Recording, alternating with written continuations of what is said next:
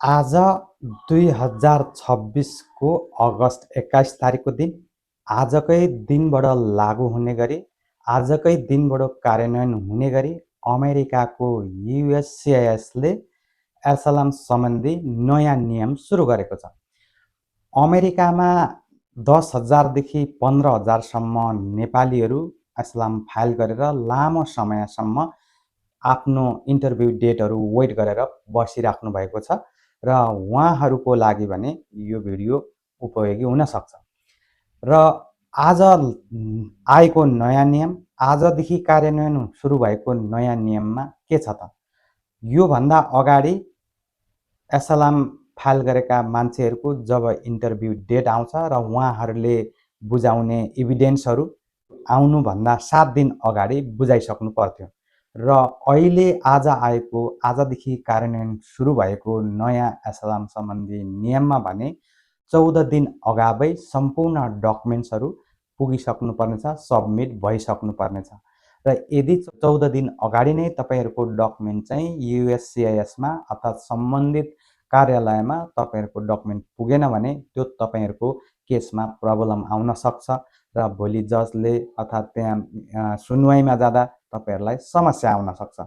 त्यही भएर तपाईहरुले ख्याल गर्नु पर्यो। आफ्ना सम्पूर्ण एभिडेन्सहरू तपाईहरुको इन्टरभ्यू डेट भन्दा 14 दिन अगाडि नै, 14 दिन अगाडि पनि वर्किङ 14 डे हो, त्यहाँ 14 दिन अगाडि चाहिँ तपाईहरुले त्यो डकुमेन्ट पुर्याइसक्नु पर्यो।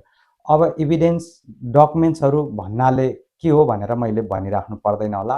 जुन तपाईहरुले यहाँ अमेरिका बस्नका लागि के कारणले तपाईहरुले अमेरिका बस्न पाउनुपर्छ भनेर क्लेम गर्नुभएको थियो, त्यो क्लेम गर्ने तपाईहरुले गर्नुभएको क्लेमलाई प्रुफ गर्ने, त्यसलाई चाहिँ प्रमाणीकरण गर्ने कुराहरू चाहिँ प्रुफ गर्ने कुराहरू चाहिँ तपाईहरुले पेश गर्नु पर्यो।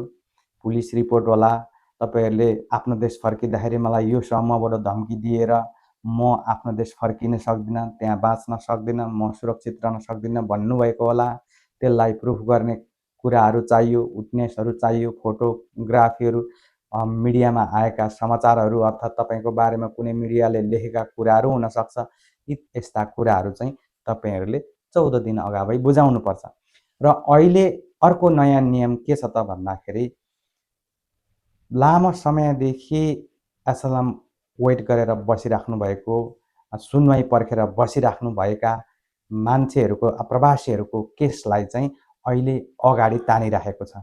यहाँ अमेरिकामा डोनाल्ड ट्रम्प प्रशासनले धेरै न्यायाधीशहरू हायर गरेको छ र अध्यागमन न्यायाधीशहरू हायर गर्नुको कारण अहिले अत्याधिक मात्रामा यहाँ चाहिँ एसएलएमको केसहरू बढेको कारणले पुराना वर्षौंदेखिको केसहरू फाइनल नभइकन बसेको कारणले त्यसलाई चाहिँ छिटो छरितो तरिकाले त्यसलाई डिसिजन गरेर चाहिँ सक्नका लागि यो जजहरू हायर गरेको छ र तपाईहरुको केस हेर्ने जज अहिले पनि काम गरिरहेको भए पनि उनीहरूबाट तपाईहरुको केस झिकेर अहिले आएको नयाँ जजहरूलाई हस्तान्तरण गरेर त्यो नयाँ जजबाट पनि तपाईहरुको केस चाहिँ सुनवाई हुन्छ र त्यो सुनवाई हुनु भनेको तपाईहरुको केस अहिले तपाईहरुको सुनवाई अलि अगाडि आउनु हो र धेरै मान्छेहरुको 3 वर्ष पछाडि सुनवाई भएका केसहरू अहिले अगाडि सुनवाई भइरहेको छ। 20 दिनको टाइम दिएर तपाईलाई नोटिस दिएको छ। 22 दिनको टाइम दिएर तपाईलाई चाहिँ लु हियरिङमा आइज भनेर नोटिस दिएको छ। त्यो भएको कारणले तपाईहरुले अहिले सम्पूर्ण आफ्नो डकुमेन्टहरू चाहिँ तपाईहरुको हियरिङ डेट नआए पनि, कोर्ट डेट नदिए पनि सबै कुराको रेडी गरेर बस्नु भयो भने तपाईलाई त्यो कोर्ट डेट छिटै आइहाले पनि त्यो डकुमेन्टहरू सबमिट गर्नका लागि समस्या पर्दैन।